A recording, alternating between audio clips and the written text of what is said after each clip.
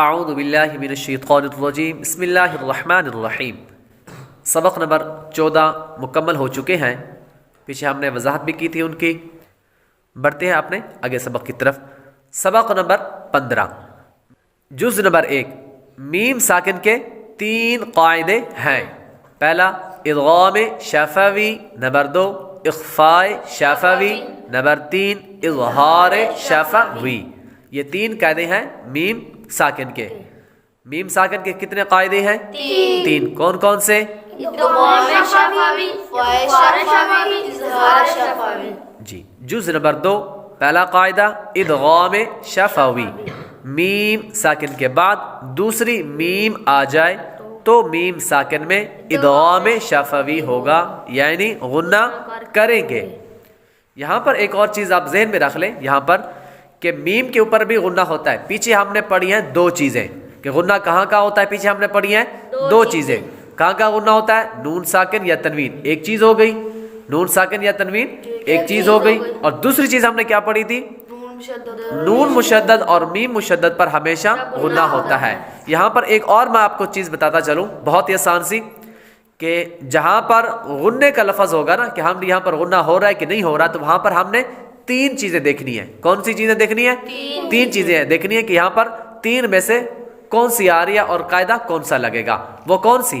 پہلی چیز ہم دیکھیں گے کہ نون ساکن یا تنوین ہے، نون ساکن یا تنوین ہے۔ اگر نون ساکن یا تنوین ہے تو ہم 4 قاعدے دیکھیں گے۔ کون کون سے؟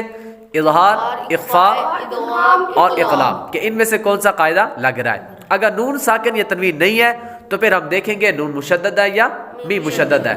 اگر وہ بھی نہیں ہے تو پھر ہم تیسری چیز کیا دیکھیں گے؟ میم ساکن کے 3 قاعدے، کہ ان میں سے کون سا قاعدہ لگ رہا ہے کہ اب غنہ ہوگا یا نہیں ہوگا۔ سمجھ آ گئی کہ جہاں پر غنہ ہوگا تو وہاں پر ہم نے صرف 3 چیزیں دیکھنی ہیں۔ نون ساکن یا تنوین یہ ایک چیز ہے، 2 نہیں ہے، یہ ایک چیز ہے، کیونکہ ان دونوں کے اوپر ایک ہی قاعدہ لگتا ہے۔ نون ساکن یا تنوین کے قاعدے دیکھیں گے، یا پھر نون مشدد اور میم مشدد دیکھیں گے، یا پھر میم ساکن کے 3 قاعدے دیکھیں گے جو آج ہم پڑھ رہے ہیں۔ ان 3 چیزوں کے علاوہ کہیں بھی غنہ نہیں ہوتا، ان 3 چیزوں کے علاوہ کہیں بھی غنہ نہیں ہوتا، تو یہ ذہن میں رکھیے گا۔ پہلا قاعدہ ادغام شفوی، میم ساکن کے بعد دوسری میم آ جائے تو میم ساکن میں ادغام شفوی ہوگا، یعنی غنہ کریں گے۔ اس کی مثال دیکھ لیتے ہیں، جس طرح کہ انتم مظلمون، انتم مظلمون۔ جی، انتم یہ میم ساکن کے بعد دوسری میم آ رہی ہے تو اس لیے میم ساکن پر غنہ کریں گے۔ انتم، تم، یہ غنہ کر کے پڑھیں گے۔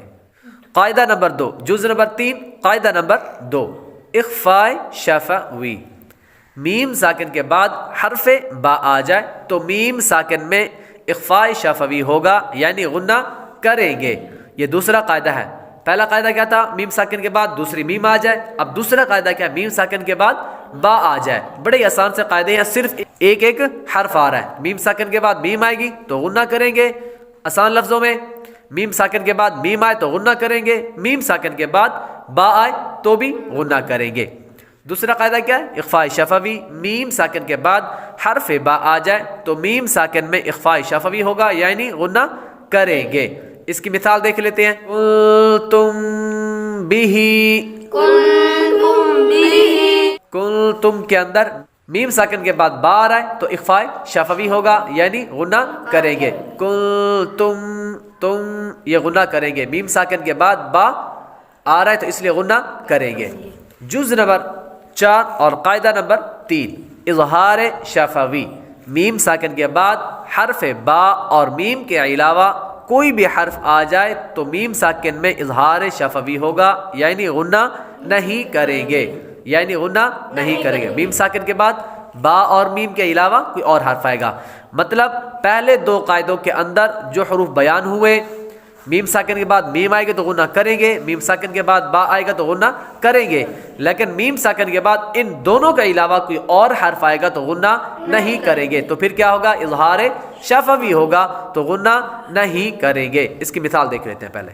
الم تر، الم تر، میم ساکن کے بعد تا با اور میم کے علاوہ آ رہا ہے تو اس لیے غنہ نہیں کریں گے۔ یہ 3 قاعدے ہو گئے میم ساکن کے۔ یہ میم ساکن کے 3 قاعدے ہیں، یہاں پر بھی غنہ ہوتا ہے اور اظہار شفوی کے اندر غنہ نہیں ہوتا، یہ ہم نے آپ کو وضاحت کے ساتھ سمجھا دیا۔ بہت ہی آسان سے قاعدے ہیں کہ میم ساکن کے بعد میم آئے تو غنہ کریں گے، میم ساکن کے بعد با آئے تو غنہ کریں گے، میم ساکن کے بعد با اور میم کے علاوہ کوئی اور حرف آئے تو غنہ نہیں کریں گے۔ انشاءاللہ تعالی کل آگے مشق بھی کریں گے۔ اگر ہماری اس ویڈیو سے آپ کو کچھ سیکھنے کو ملا تو ویڈیو کو لائک اور شیئر کریں، چینل کو سبسکرائب کریں، بیل آئیکن ضرور دبائیں۔